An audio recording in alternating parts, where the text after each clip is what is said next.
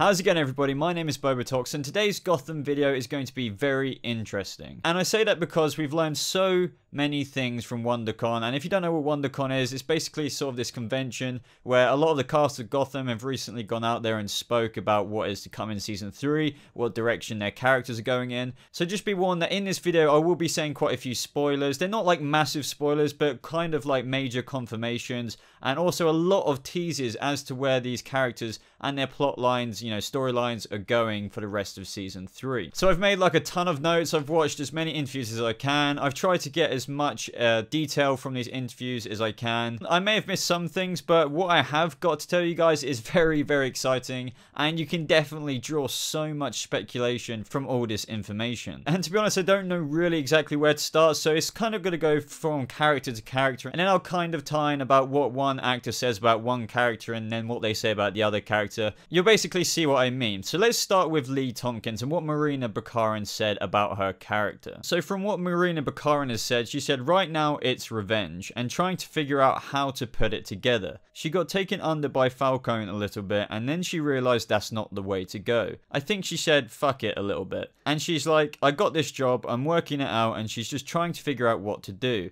And I think what ends up happening at the end of this season is inevitable, and she needs to go there in order to get herself out of this funk. I can't tell you what it is, but it's going to be great. So kind of an expansion on what Marina Bakarin said from Aaron Richards / Barbara is that a very big thing happens to Lee that pulls them back together, and by them she means Jim and Lee. But what she also says is that the Court of Owls released the Alice Tetch virus on Gotham, so that's confirmed. So this kind of leads me to believe that potentially this is why the Mad Hatter is being shown in future episodes of Gotham, so maybe they need his help to defeat this virus. But she also says that Jim will also be fighting that, but also for Lee, who's also involved in the Alice Tetch blood storyline. So it's going to be really interesting to see what Lee's got to do with all of that, because we have seen that photo of her and the Mad Hatter that she posted on their Instagram. But anyway, there's the first confirmation that the Court of Owls are releasing Alice Tetch virus into Gotham. Now I have to say, Erin goes on and says quite a few things. Honestly, she said the most things in WonderCon, which is really thankful for us because we get to learn a lot of things. But she also says there's going to be an absolutely huge battle, and that is between Butch, Tabitha, Nigma and Barbara and Penguin's Freaks. So this kind of matches up with what we all speculated with that photo of Hugo Strange, Mr. Freeze, potentially Fish Mooney, which I will get onto a bit later, or Firefly, and Oswald himself. So in case you didn't already know, guys, Oswald is alive, and he will create a team of freaks, which I'm pretty sure will be from the help of Fish Mooney, and there's going to be a giant war between them and Barbara's crew. So ultimately this is going to be a big war, and that Fish Mooney is returning for a brief yet fabulous appearance. So that's confirmed, guys. Fish Mooney is returning, just like everybody thought. Somehow she will be involved with this storyline, and I'm betting that is going to be heavily involved with her band of freaks, which we know from the early part of the season that she did kind of unite these freaks together. And it looks like now that Oswald has been knocked down a peg, that he will also join that band of freaks and kind of rally them to battle and have this big ass war between Barbara's gang. Now this is a very interesting tease as well. She says that at the end of the season there's going to be a huge development for her character. And now this makes me think, oh my god, if she's saying it's that huge, then I'm thinking it is most likely that she's going to be like the Queen of Gotham. I know a lot of people are instantly going to say, oh my god, they're actually going to change her into Harley Quinn, but I honestly think that she means that this huge thing for her character is that she might actually end out on top. Sort of like, if you remember how Fish Mooney was in Season 1,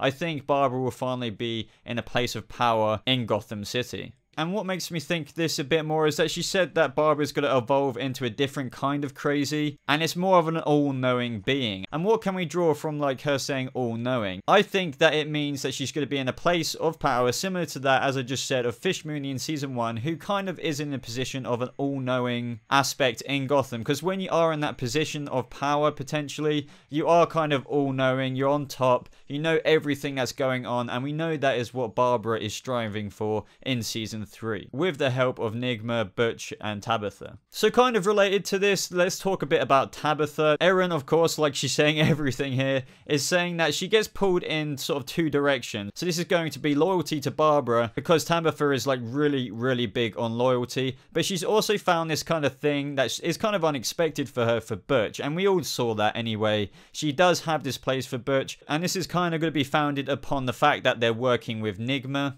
Because this is coming from the actor who plays Tabitha himself now, that she's still really kind of annoyed about her hand being cut off. She and Butch want to kill Nigma. Very much so. They definitely do, but they're kind of forced to work with him. And they do that because Tabitha is, as I said just a second ago, very loyal to Barbara, because Barbara needs Nigma around. But because of all of this dynamic happening, that Nigma has to be sort of kept in this side of Barbara's gang, and the fact that Butch and Tabitha really don't like this, apparently there is going to be a lot of tension between that gang. And to be honest, I don't blame them. If you got your hand cut off and then everything Butch has been through with Nigma and then being forced to be put together, I think there's got to be a lot of problem and tension, as Erin and Tabitha's actor says as well, between the Barbara gang this season, solely because of Nigma. Now, from Butch's character, he goes on to say that obviously Tabitha definitely does see something in Butch, and he goes on to talk about, you know, how Butch is forced to work with Nigma, and how that is obviously going to create this tension that we've already spoke about. But from his point of view, he thinks that the second half of the season 3 is going to be incredibly action-packed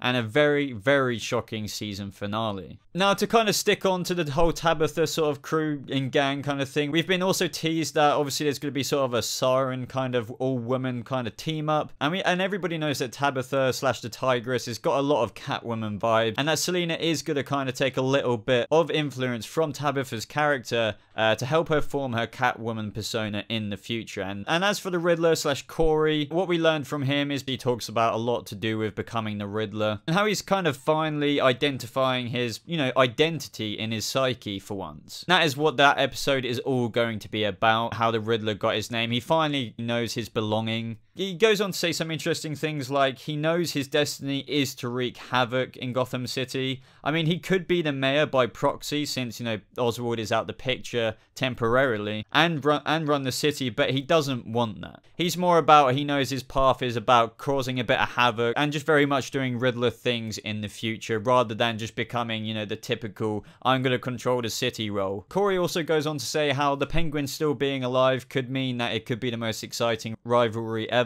Now, we also learn quite a bit from David Mazouz, who plays Bruce Wayne. Now, he goes off to say that Ra's al Ghul has something to do with the Court of Owls. So that kind of low-key confirms that, you know, he definitely is involved with the Court of Owls. And that is definitely something I thought about quite a while ago. I mentioned it in one of my previous videos, how wouldn't it be interesting if they weren't 2 separate organizations like the League of Shadows and the Court of Owls. I mean, obviously they're going to be sort of separate in that way, but it is actually Ra's al Ghul who is plucking the Court of Owls strings. So I definitely think that David teased that here by teasing that Ra's has something to do with the Court of Owls. And it doesn't really surprise me. It is very much so like, you know, the way that Ra's is kind of, you know, does these terrorist acts upon the world. So by the Court of Owls releasing this Alice Tech virus upon the city, it is a very League of Shadows thing to do. But David also goes on to say how he has a lot to do with Bruce and his journey into Batmanhood, and Alfred and Ra's will be fighting over Bruce's influence. And that Alfred and Ra's will have scenes together, which is going to be really cool to see how Alfred, well, just what David said really, will be fighting over Bruce's influence